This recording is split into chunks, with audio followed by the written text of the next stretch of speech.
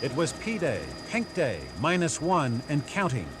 After 2.5 years of planning and pleading, not to mention cutting and sewing, Christo was less than 24 hours away from completing his most ambitious project, Surrounded Islands. And how was it going? Very well.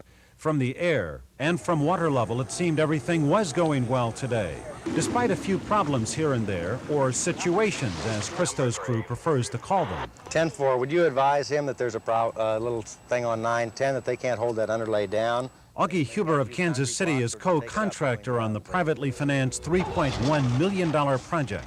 This is kind of an off day, and we've only got a couple of hundred. What time are you going to start tomorrow morning? We'll start at first light. Everybody should be out on the islands by first light. And how long do you anticipate it's going to take to unfurl the fabric? We should get it all done tomorrow, we hope. Today's principal task was positioning the booms with the fabric around each of the 9 islands. A small army of paid volunteers pushed and pulled the booms into place. Others laid sturdier pink fabric at the shoreline to prevent the lighter, more buoyant fabric from chafing and tearing. Christo, more a general than an artist at this point, inspected the work, roaring from island to island in a sleek black cigarette, and stalked by boatloads of photographers and reporters. Christo and his French-born wife thrive on the attention and very little sleep.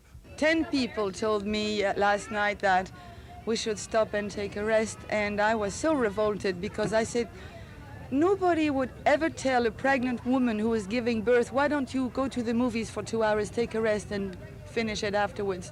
It's ridiculous.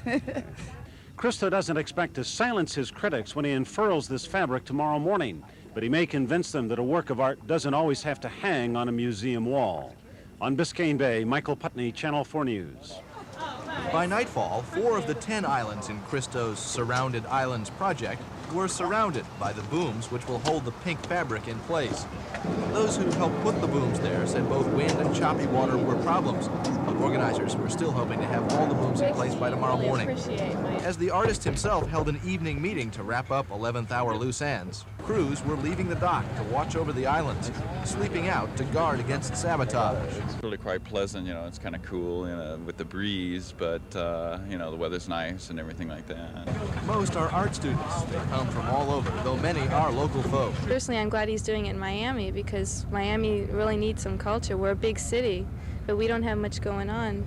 Well, Saturday, I'm going to come out here over a plane. We're renting a plane, and I just want to be able to see it Saturday and say, you want to see what you brought, this. Huh? That's right. And while some are doing it for art's sake and some just for the experience, there are some definite Christo cultists in the crowd. Paint on canvas, everybody can paint on canvas, but everybody can't wrap islands. Volunteers are to stand on the islands tomorrow morning and tug fabric from the booms in toward shore, thus creating 200-foot pink bands around each island. No one knows just how long that's going to take. Of course, no one's ever done it before, but Christo and his people are hoping that by dusk tomorrow night, Miamians will be looking at one very big new work of art. Nick Bogert for The World Tonight, Pelican Harbor.